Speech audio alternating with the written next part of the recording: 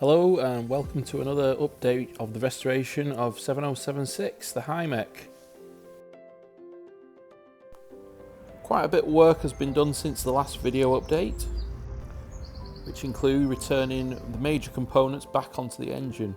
So as you can see, when we get into the engine room, it's quite much more of a busier environment now, with intercooler pipes, air boxes, complete set of new clips and hoses, and all new stainless steel fittings.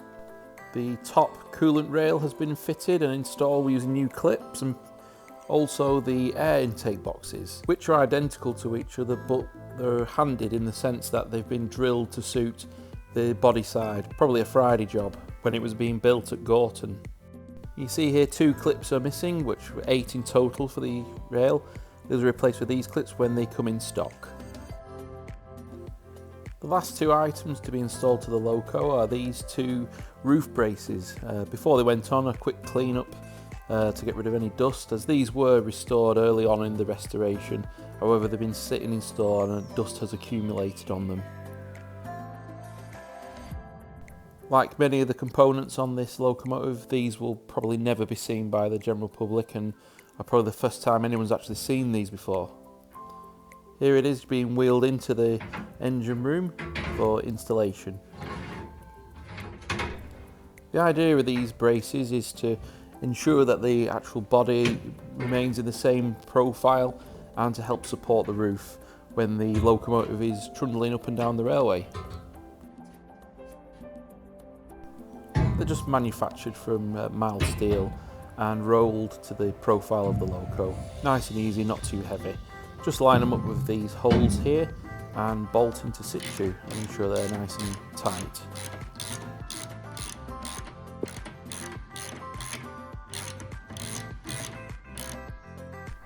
And there you go, there's the first one installed.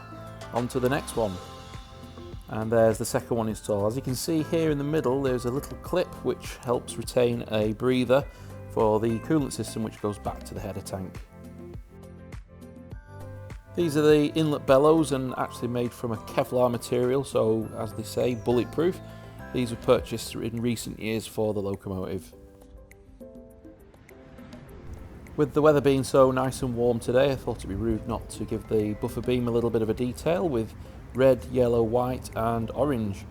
Hopefully this will make the Loco look much more attractive when it's rolled out. Obviously the other end had to be done as well.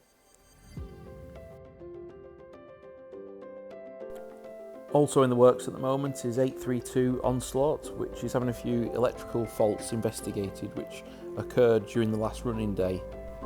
Thankfully nothing too serious to report. One of them was the transmission keeps locking out, which has been known on the Loco for many years, but we thought we'd get to the bottom of this and sort it. It was also noted that the repeaters within the cab weren't lighting correctly, and this is down to a few faulty relays and resistors within the Loco. These are all getting updated for modern day equivalents. Whilst I was there, I also went over to see Hymek the cat's grave and just tidy that up a little bit. Hymek was our shed cat and truly was a hellfire beast. RIP dude.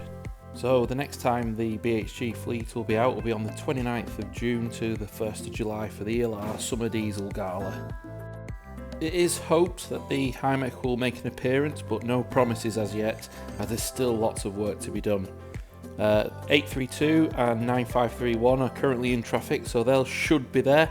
And for details on how to get tickets for the gala, please see the ELI website, which is on screen. Thanks, and see you again on the next video.